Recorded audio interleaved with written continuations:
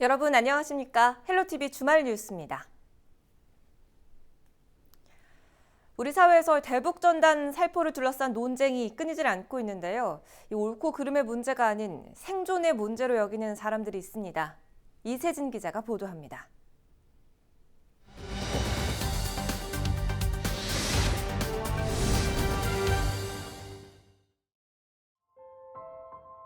이제는 평화가 왔다라고 생각하고 있는데 또다시 트라우마가 터지는 실효성이 없는 지역 경제에 도움이 안 되고 지역 분위기만 망치는 그런. 북에서 거기 다 포탄 던질 수 있어요. 그 우리만 죽은 거예요. 군의 허가 없이는 들어갈 수 없는 민통선 안 마을. 60여 가구가 모여 사는 김포 용강리 마을 주민들에게 대북전단은 공포의 대상입니다. 2014년도에 그때도 똑같이 이렇게 계속 대북 전단을 날렸어요. 근데 그때 이제 북에서 경고를 했지. 더 이상 날리면은 이제 발포하겠다. 근데 계속 날리니까 그때 연천에다가 고사총을 쐈는데 인명 피해는 없었지만 그걸 보고 이 접경 지역 주민들이 굉장히 불안했지. 누군가에게는 표현의 자유라지만 이곳 주민들에게는 다른 의미였습니다. 말 그대로 공포입니다. 2012년도에 연평도 포격 사건 났을 때 그 광경을 우리 민통선 주민들은 보았습니다. 그리고 그 연평도 마을 전체가 불타고 부대가 불타버리고 했던 그 광경은 우리에게 이제 트라우마로 남아있죠. 북한 주민들의 알 권리라는 취지도 이해할 수 없다고 말합니다. 주민들이 모은 일부 전단에는 말로 표현하기 어려운 내용이 담겨 있었다는 겁니다. 주민하고의 공감대가 되는 그런 내용도 아니고 전혀 이상한 내용. 이번에 한 것도 보니까 보지는 못했는데, 그러니까 이렇게 포르노 수준의 그런 북쪽으로 전단을 날려보내려는 단체들과 이를 막으려는 주민들 사이의 충돌은 반복됐습니다. 대놓고 언제 날린다. 그러면 우리가 이제 시간적으로 글로 가서 물리적으로 막 막기도 하고 했는데 몰래 날리는 거야. 밤에 그것도. 갈등의 흔적은 마을 곳곳에도 남아 있습니다. 용강리 마을에서 멀지 않은 야산입니다. 이곳 산 꼭대기에서 대북전단을 날려보낸 일이 자주 있었다고 하는데요. 주민들의 반발이 이어지자 이곳엔 이렇게 출입을 막는 울타리까지 세워졌습니다. 길을 막기 위해 한때는 경찰까지 동원됐습니다. 날릴 생각도 못했지. 여기뿐만이 아니라 강화, 이 김포 근교에 계속 날리던 장소가 있어요. 그 장소는 다 이렇게 쳐놨어. 그리고 24시간 경찰이 감시를 하고 있었고. 주민들이 대북전단에 대한 반대 목소리를 내온 지도 벌써 수년째. 관망하던 김포시도 최근에는 주민 편에 섰습니다. 김포시와 주민들은 정부가 강력히 대처해 주기를 바라고 있습니다. 국회에서 올바른 법도 한번 만들어 보시고 또 정부 차원에서도 그래도 남북이 공이 좀 이렇게 좀 약속을 한 거 아니에요. 약속을 철저히 이행하도록 했으면 좋겠고. 대북전단을 두고 옳고 그름을 말하려는 게 아니라는 주민들. 표현의 자유도, 들을 자유도, 권리도 타인의 해를 주거나 피해를 줄 때는 그 자유가 아니라 방죽입니다. 헬로티비 뉴스 이세진입니다. 서울의 한 탁구장에서 코로나19 확진자가 나왔습니다. 집단 감염으로 확산하고 있는데요. 밀폐된 공간에서 운동을 해 집단 감염이 발생했다는 분석입니다. 전문가들은 이 상황이 진정될 때까지 실내 체육시설의 이용을 자제해야 한다고 조언하고 있습니다. 이재필 기자입니다. 집단 감염이 발생한 서울의 한 탁구장. 방역당국은 지금까지 관리 대상에서 배제됐던 탁구장 등 실내 체육시설을 관리 대상에 포함시켰습니다. 실내 체육시설에 대한 관리 감독을 강화하고 나선 겁니다. 인천시에서 온 공문에는 저희가 기존에 하고 있던 신고체육시설 그 4개 업종에다가 거기다 탁구장하고 배드민턴장이 포함이 됐더라고요. 운영 자제를 권고드리고 일단 불가피하게 운영을 하시는 사업주는 방역 수칙을 준수해서 해야 되고. 생활 속 거리두기 지침을 보면 실내 다중이용시설을 이용할 경우에는 마스크를 착용해야 합니다. 그럼 마스크를 착용하고 실내 스포츠를 할 수 있을까? 마스크를 쓰고 탁구를 해봤습니다. 빠르게 공을 주고받는 운동, 활동량이 상당했습니다. 그러게 힘드네. 숨 막히는데? 네, 지금 한 10분 정도 탁구를 해봤습니다. 지금 제 상황을 설명을 드리면요. 땀도 많이 나고 있고요. 그리고 무엇보다 마스크를 쓰고 있기 때문에 굉장히 답답합니다. 지금 당장이라도 마스크를 벗어버리고 싶은 그런 상황인데요. 이 상황에서 1시간가량 더 운동을 한다고 가정했을 때 마스크를 벗지 않고 운동을 이어갈 수 있을지 장담할 수 없을 것 같습니다. 전문가들은 탁구장 같은 실내 체육시설에서는 바이러스의 감염 가능성이 높다고 강조했습니다. 특히 몸에 열이나 마스크를 벗을 확률이 높을 뿐더러 공 등 장비를 공유하는 경우가 많아 위험하다고 지적했습니다.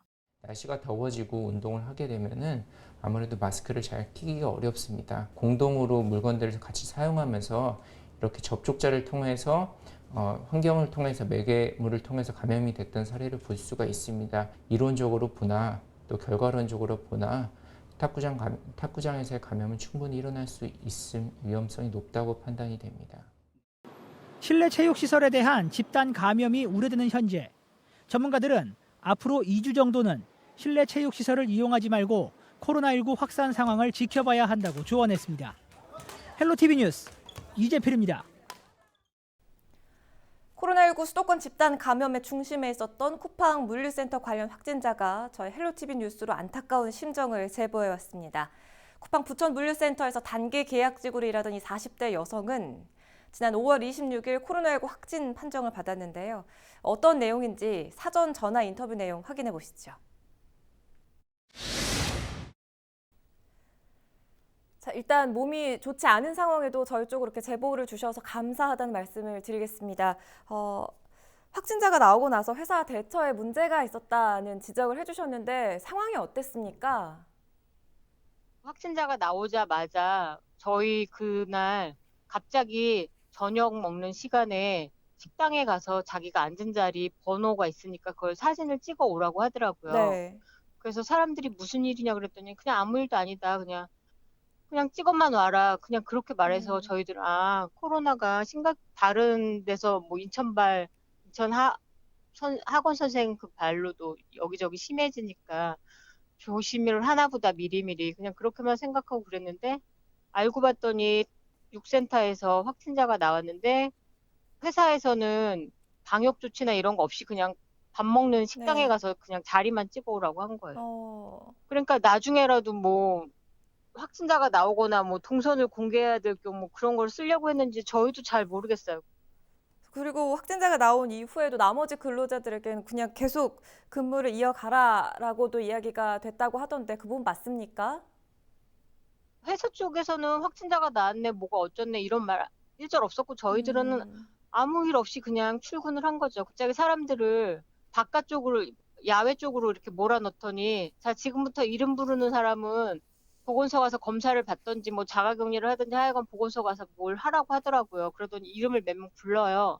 그러더니 저 사람들은 23일 날 뭐 코로나 확진자가 나왔는데 밀접 접촉자라서 지금 보건소 쪽으로 보내는 거고 자가격리를 보내는 거다. 근데 여기 있는 사람들은 이름을 안 불렸으면 안전하고 방역까지 완전히 철저하게 마쳤으니까 너희들은 아무 이상 없으니까 그냥 들어가서 일을 편하게 하면 된다. 그래서 사람들이 그럼 확진자가 언제 어느 시간에 일을 했고 이렇게 물어봤더니 그런 거는 자기들도 모르고 확인해 줄 수 없다. 그냥 아무 문제 없으니까 일하면 된다라고만 말했어요. 언제 어떻게 누구랑 부딪혔는지도 모르는 상태에서 그냥 너네들은 안전해 일해 그리고 방역 완전히 마쳤으니까 아무 이상 없어 그냥 계속 그 말만 했어요. 그러니까 확진자가 나온 이후에 좀 적절하지 못한 조치라고 느낄 법한 그런 상황인데 코로나19가 이렇게 물류센터에서 확산이 되니까 쿠팡에서는 보도자료를 잇따라 냈는데요. 이 부분에 대해서도 할 말이 있으시다고요?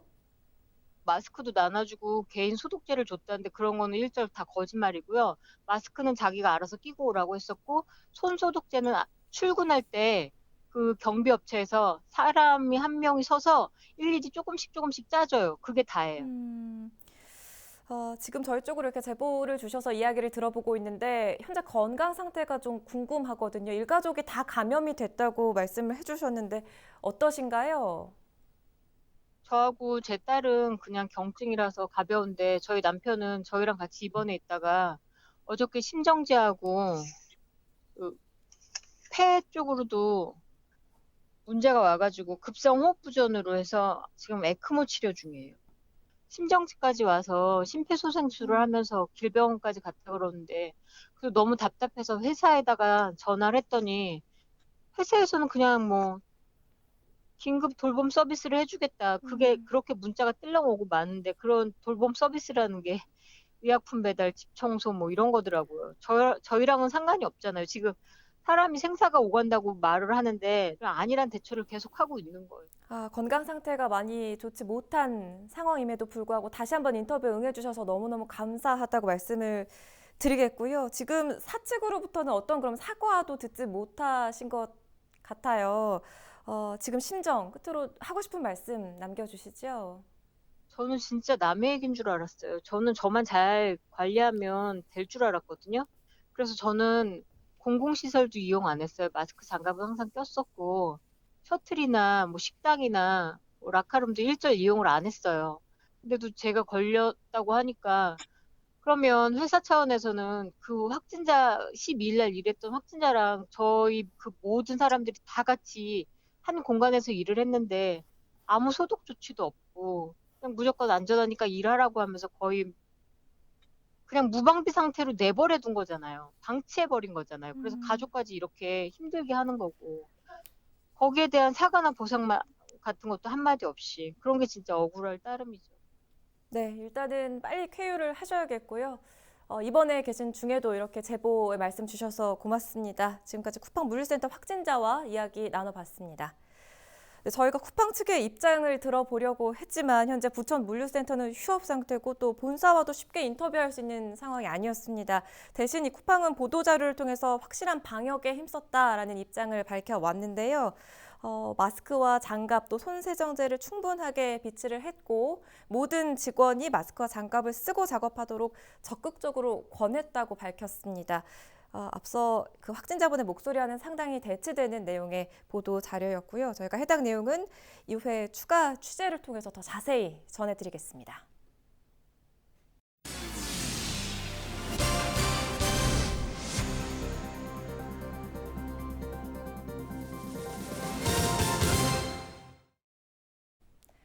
코로나19로 경기도민의 45%가 무급 휴가 등 임금에 변화가 생긴 것으로 조사됐습니다.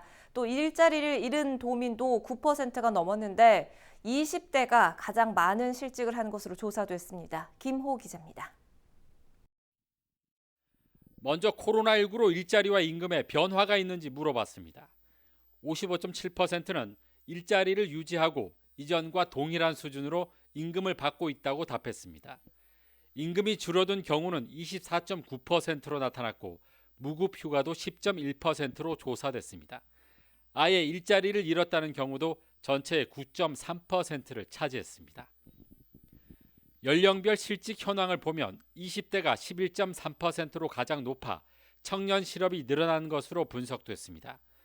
30대는 5.8%, 40대는 7.4%, 50대는 8.2%, 60대 이상은 9.6%로 5, 60대 실직률도 높게 나타났습니다. 직업별 방역 인식에 대해서도 알아봤습니다. 설문조사 당일을 기준으로 어제 하루 마스크를 쓰지 않고 2m 이내 만났던 사람이 몇 명이냐고 물어봤습니다. 생산과 노무 직종이 7명으로 가장 많았고 판매 영업 분야는 4.9명, 사무와 전문직은 4.8명으로 모두 평균 3.8명을 넘었습니다. 학생과 자영업은 평균을 다소 밑돌았습니다. 또 이들이 마스크를 쓰지 않고 대화한 장소를 알아봤습니다. 식당과 카페가 55.1%로 가장 많았고 직장과 학교가 16%로 뒤를 이었습니다. 술집과 클럽 등 유흥시설이 6.8%, 목욕탕 등 편의시설이 3.2%, 버스와 지하철 등 대중교통이 2.1%로 조사됐습니다. 코로나19 회복을 위한 경기도의 최대 과제가 무엇이냐는 질문에 지역 경제를 살려야 한다는 의견이 38.3%로 가장 높게 나왔습니다. 이어 고용 문제가 19.6%로 뒤를 이었고 건강 피해 지원과 의료시설 확대, 돌봄 요양 부담 등 위기가정 지원 순으로 조사됐습니다. 이 밖에 코로나19로 나타난 부정적 영향으로 64.8%가 신체 활동이 줄었다를 꼽아 생계 등 경제 활동에 미친 부정적 영향보다 높게 나타났습니다. 이번 조사는 지난달 18일부터 26일까지 경기도민 만 18세 이상 2,589명을 대상으로 진행됐으며 95% 신뢰 수준의 표본 오차는 플러스 마이너스 3.1%포인트입니다. 헬로티비 뉴스 김호입니다. 지자체의 굵직한 현안과 정책들을 조명해보는 시간입니다. 이정하 기자가 부천시 문화산업전략과를 찾아서 작동 군부대 이전 계획을 살펴봤습니다.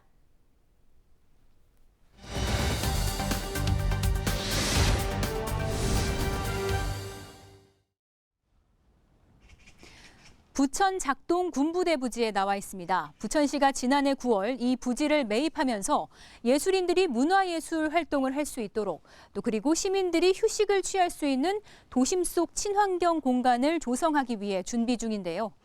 최근에는 또 문화체육관광부의 문화재생 연구대상 지역에 포함됐습니다. 이로써 7만 4천여 제곱미터의 이 땅은 앞으로 변화를 거듭하기 위한 준비를 하고 있는데요. 올해 말부터 본격적인 사업에 착수하는 가운데 구체적인 계획 들어봤습니다. 저희가 작동 군부대 부지를 약 40년 동안 군부대로 활용이 됐던 지역이거든요. 이 지역에 군부대 이전 계획이 잡혔어요. 이전이 아니고 폐지죠. 폐지 계획이 잡혀가지고 시가 이 지역 땅을 사가지고 시민들을 위한 문화공간으로 만들기 위해서 작년도에 땅 매입을 했습니다. 그리고 이제 이것을 앞으로 어떻게 만들어 갈 것인가 이런 논의 과정을 이제 갖고 있는데 큰 틀에서는 교육과 이제 과학과 문화를 아우르는 이런 콘텐츠를 가지고 지역 주민들의 어떤 휴식 공간 또는 교육 공간 이런 방향으로 좀 방향을 잡고 있죠. 그 지역이 이제 오정동 지역인데 78년도쯤에 군부대가 들어섰으니까 아마 그 일대 주택이 없었을 때였어요.